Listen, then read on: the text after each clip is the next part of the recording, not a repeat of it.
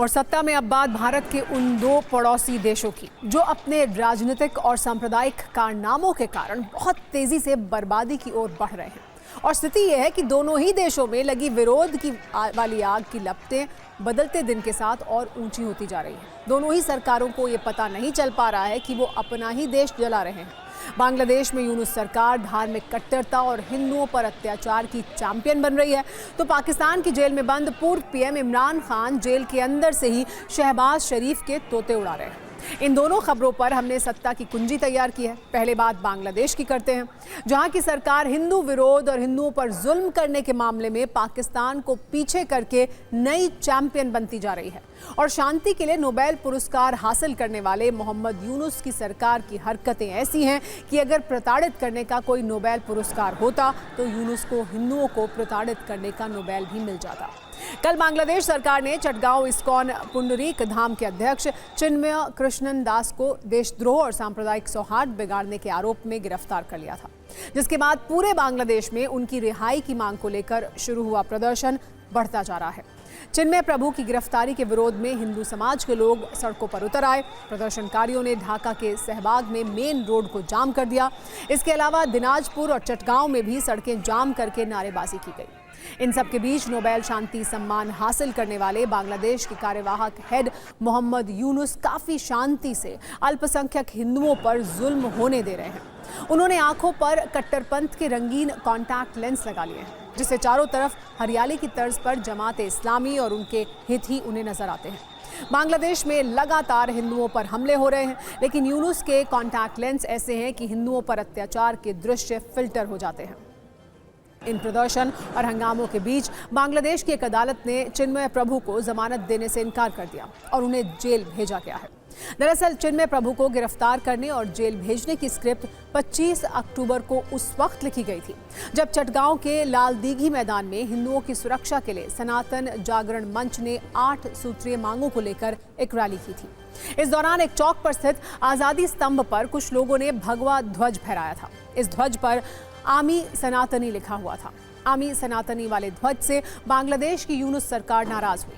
इसे लेकर चिन्मय प्रभु पर राष्ट्रीय झंडे की अवमानना और अपमान करने का आरोप लगाया गया, जिसके 5 दिन बाद 30 अक्टूबर को देशद्रोह के आरोप में चिन्मय प्रभु समेत 19 लोगों के खिलाफ मुकदमा दर्ज किया गया था।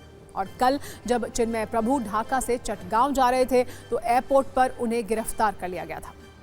हालांकि भारत सरकार ने हिंदुओं पर हो रहे हमले की कड़ी निंदा की है और हिंदुओं की सुरक्षा सुनिश्चित करने की मांग की है। विदेश मंत्रालय ने चिन्मय कृष्णन दास की गिरफ्तारी और हिंदुओं पर हुए हमले पर एक बयान जारी किया है।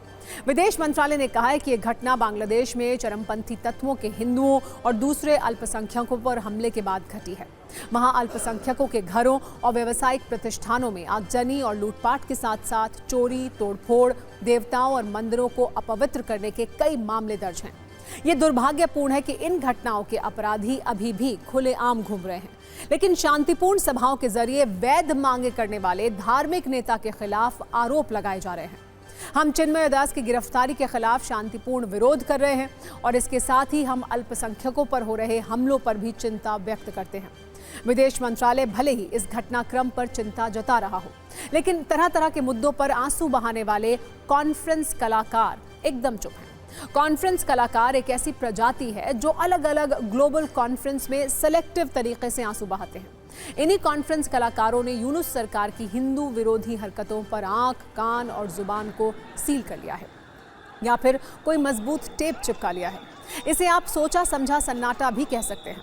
हालांकि पश्चिम बंगाल में नेता विपक्ष शुभेंदु अधिकारी ने कहा है कि अगर हिंदुओं पर अत्याचार बंद नहीं हुआ तो वो बांग्लादेश सीमा पर प्रदर्शन करेंगे।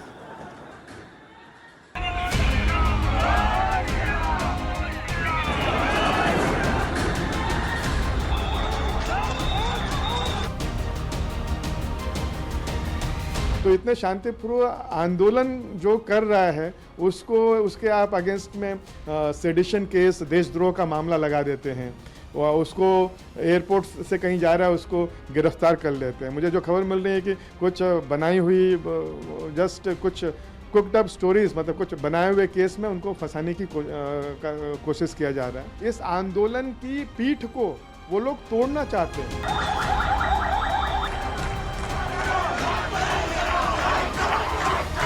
जिस तरह से पाकिस्तान किया हिंदुओं के साथ, और वही रवैया बांग्लादेश भी अपना रहा है और ये बहुत गलत है और इस पर हमारी सरकार को भी संज्ञान लेना चाहिए। कोई अपने संप्रदाय की, अपने लोगों की रक्षा की मांग करे, सुरक्षा, वेलफेयर और जो नुकसान हुआ है दंगों में उसके डैमेजेस की भरपाई की मांग करे, इसको तो राजद्रोह नहीं कहा जा सकता। तो सारे विश्व को इस मामले में चिन्मय कृष्णदास के साथ खड़ा हो।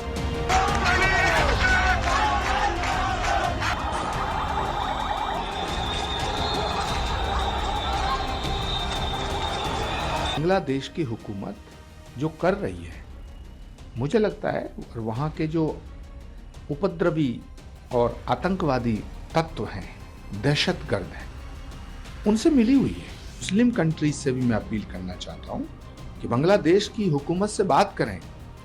इस्लाम के नाम पर जो बदनुमा दाग लगाया जा रहा है, ये गलत है। हिंदुओं के दमन में सरकार इन्वॉल्व है, और अगर सरकार इन्वॉल्व है तो सुरक्षा कौन करेगा? यूएन को इसमें संज्ञान लेना चाहिए और भारत के सभी लीडर्स को इसका विरोध करना चाहिए और ऐसे लोगों को पनिशमेंट होनी चाहिए। नजरिया ना इस पे क्या है देख लेते हैं। बांग्लादेश में यूनुस सरकार की मौन स्वीकृति की मदद से हिंदुओं के साथ जो व्यवहार हो रहा है, उसे देखते हुए आज नोबेल शांति पुरस्कार देने वाली कमेटी को आत्ममंथन करना चाहिए कि उन्होंने जिन मोहम्मद यूनुस को शांति दूत माना है, क्या वाकई वो शांति स्थापित कर रहे हैं।